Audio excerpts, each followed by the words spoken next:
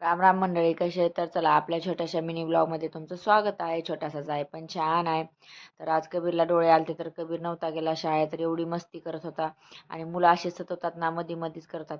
मग आज काही डबा वगैरे बनवायचं नव्हतं, तर चला म्हणलं गादीची तरी थोडी सफाई करायला पाहिजे. एवढी धूळ बसली होती ना, लग्नातली गादी आहे आणि खूप जास्त खराब झाली. मस्त ऊन वगैरे पडलं होतं, तर मग गच्चीवर नेऊन सगळं फुपाटा वगैरे काढला. आणि बेडमध्ये ना मी जे काही कामाचे वगैरे वस्तू नसते ते बेडमध्येच ठेवत असते, तर एवढा राडा निघाला. आज दिवसभर काम होता. आणि मग फ्रीजची पण थोडी साफसफाई केली. इथंही खूप घाण वगैरे झाली, मग त्याची थोडी साफसफाई वगैरे केली.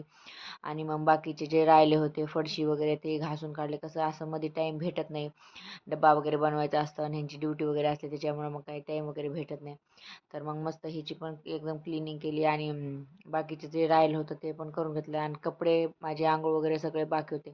आणि मिक्सर पण खूप दिवसाचं खराब झालं, तर थोडंसं त्यालाही घासला. आणि आजूबाजूची सगळी साफसफाई केली. थोडंसं घासलं ना मग ते एकदम चकचकाट दिसतं, त्याच्यामुळे मग त्याची क्लिनिंग केली आणि थोडी घासलं, मग छान दिसत होता.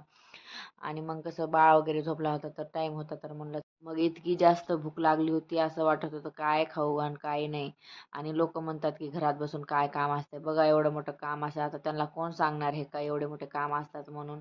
मग सगळी साफसफाई वगैरे केली. आणि मला असं थोडीशी पण धूळ जमत नाही, मला जिथलच्या तिथं सगळे सामान वगैरे असले ना ते माझं बरं वाटतं. मग काकूलाही जायचं होतं वाढदिवसासाठी, तर मग काकूने सांगितलं मला मेहंदी लावून दे. मग पटापट सगळे काम वगैरे आवरले आणि काकूला मेहंदी लावली. आणि आता बनवायचं होतं संध्याकाळचा स्वयंपाक. तर गंमत अशी झाली ना, कुकरचं ते हेच निघलं होतं, नटन लागतच नव्हतं. आणि जे लागलं ते लागलं, ते पण उलटं बसवलं. डाळ वगैरे टाकली त्याच्यामध्ये वरण भात बनवण्यासाठी, आणि मग लागतच नव्हता.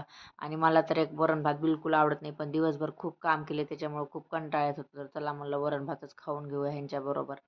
तर मग मस्तपैकी वरण भात बनवला. तरी मला रात्री भूक लागली, मग ह्यांनी मस्तपैकी खारी वगैरे आणली.